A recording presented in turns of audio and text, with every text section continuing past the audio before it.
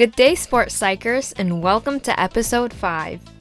So how often do you direct your attention to things that are relevant to your performance in sports? And are you capable of refocusing your attention after you are distracted from them?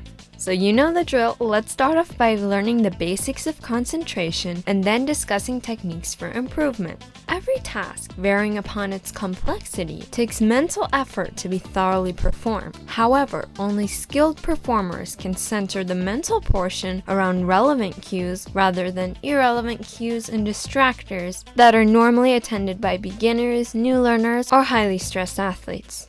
In order for athletes to fully concentrate on the task, they should be able to selectively zoom in on relevant aspects of the task. For instance, the trajectory of the ball coming toward them, or the speed or spin of the ball.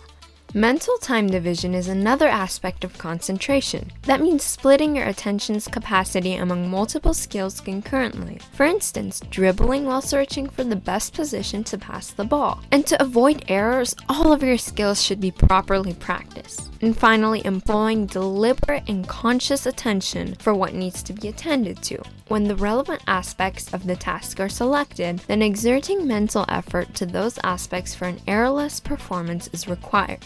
When you are skilled and experienced enough to meet these 3 requirements of concentration, then you would be able to focus on the right thing at the right time, leading to superior and satisfactory performance. Remember, the relevant cues that are useful to be attended to might differ from sport to sport, or task to task, or even position to position, and therefore you need to develop different attentional skills. Let's see how that's done practically.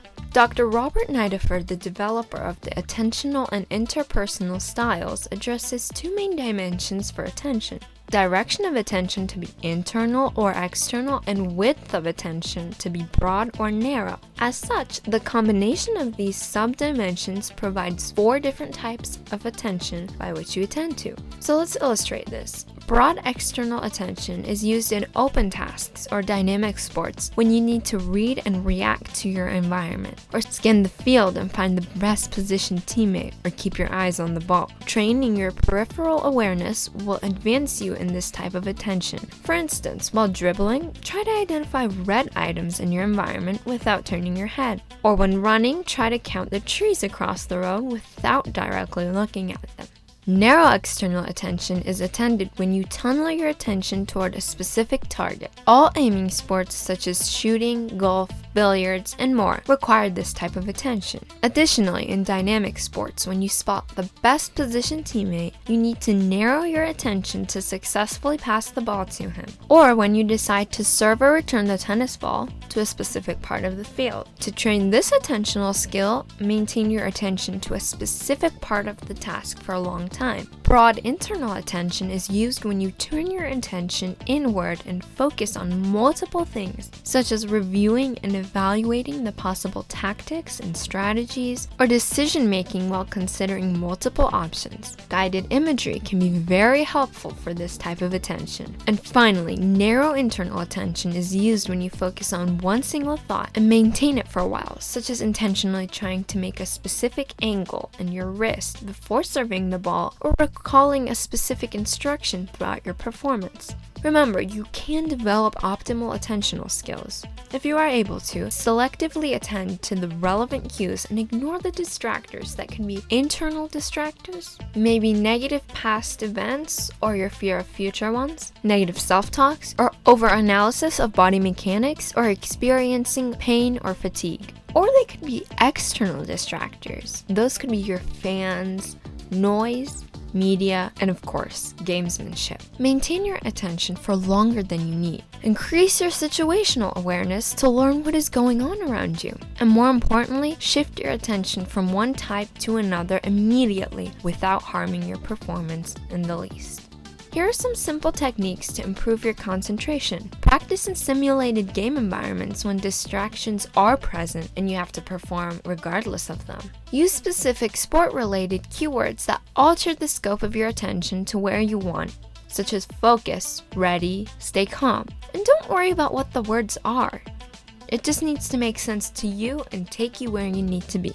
And do not forget about the power of self-talk. In a separate tutorial, I will guide you through instructions on how to create effective self-talks and how to get rid of hindering negativity. For now, learn the parking technique. Build a virtual place in your mind to go to and leave the negative thoughts you encounter during an important event. This doesn't mean you will leave them unsolved. Instead, you park them temporarily to get back to them when you have time.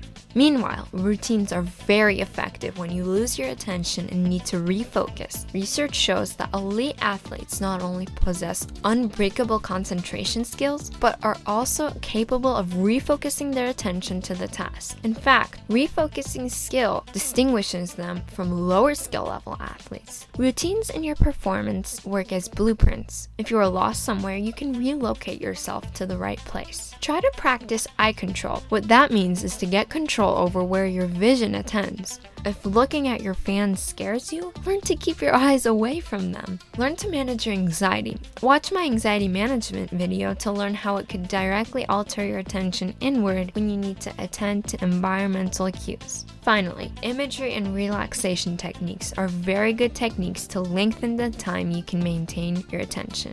Thank you for watching this video, and don't forget to like and subscribe for future tutorials.